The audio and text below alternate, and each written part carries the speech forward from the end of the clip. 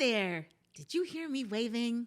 I'm Casey, and this is my pal, Rudy McHootles. Who? Did you ever just want to try something new, but maybe you were a little afraid? Who? Me too.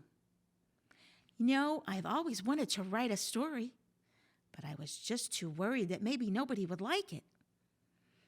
What about our friends out there? Maybe you want to learn how to swim or sing in a choir. I guess the first step is always the hardest, isn't it, Rudy? Who? Like our little friend finds out in today's story called A Pigeon in Paris. Petite Takes Flight, written by Paige Howard and illustrated by Joanie Stone. I see some friends out there waving. Hi, Sydney. Hi, Claude. Hi, Sylvie. Hi, Jules. Let's see if we can help Petite. On the very first day of May, a pigeon flew into Paris. And even though the sky was gray and the clouds were heavy with rain, the pigeon knew, for now, Paris was home. The next morning, bright and early, the pigeon began searching the parks and sidewalks of Paris for the sticks and scraps to build her nest.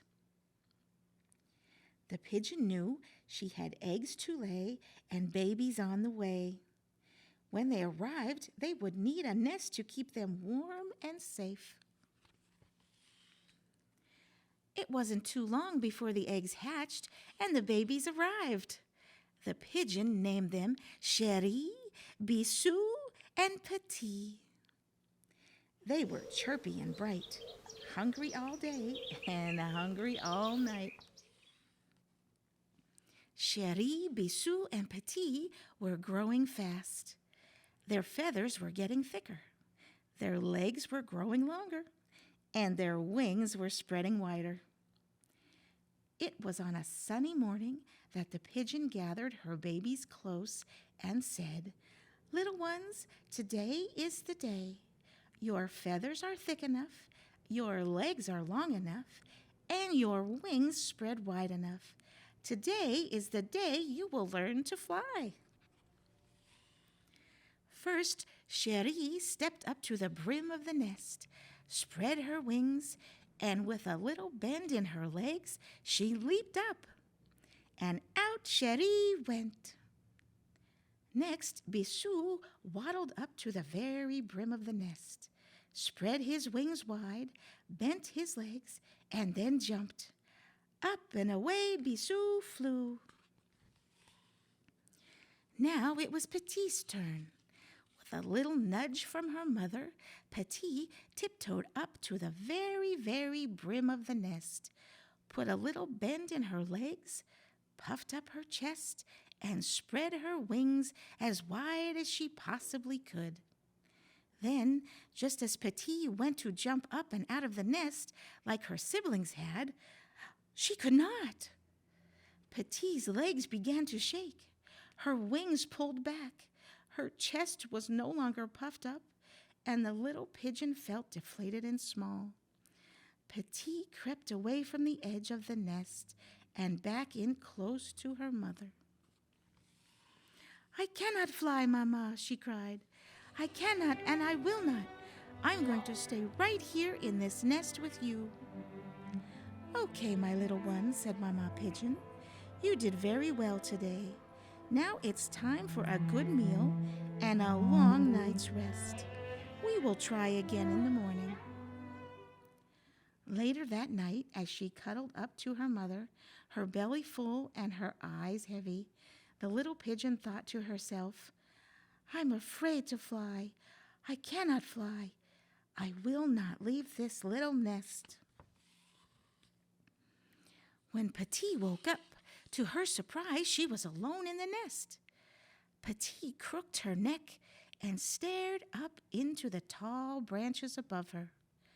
Her mother was nowhere to be seen. Finally, she looked out beyond her tree and saw her mother with her brother and sister across the way.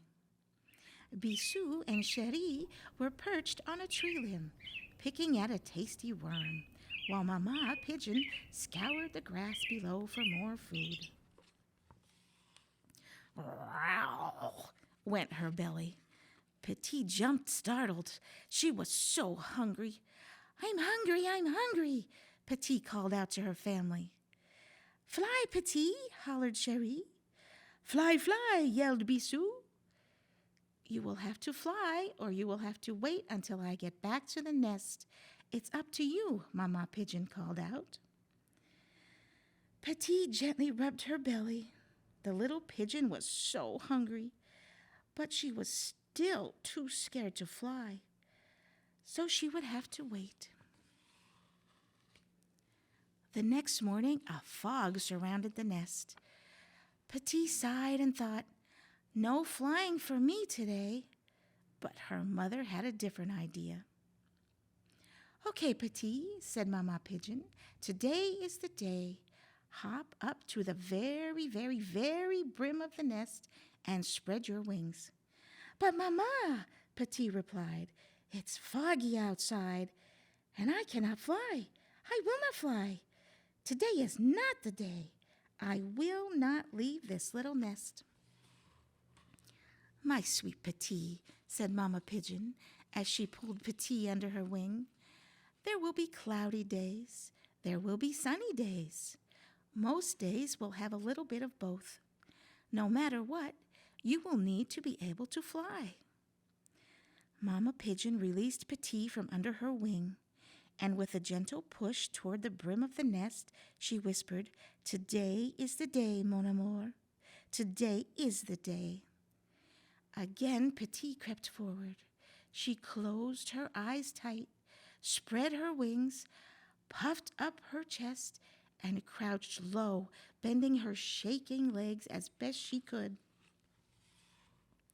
The next thing Petite knew, she was up and out of the nest.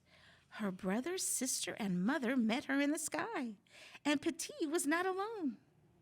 She was flying. She was really flying. Then, out of the corner of her eye, Petite saw her nest below, and feeling like a little pigeon, much too little to fly, her wings stopped flapping. Down, down, down Petite fell. Through the top of the tree, through the branches, through so many leaves toward the ground below. Fly, yelled her brother. Flap your wings, instructed Cherie. And Petite heard them. Spreading her wings wide, she soared again, lifting high into the sky. Above her nest, above her brother and sister, and her very proud mother. And for the first time, Petite felt happy and free, and not so little. There would be many more high soaring flights for Petite, and many more challenges she would face.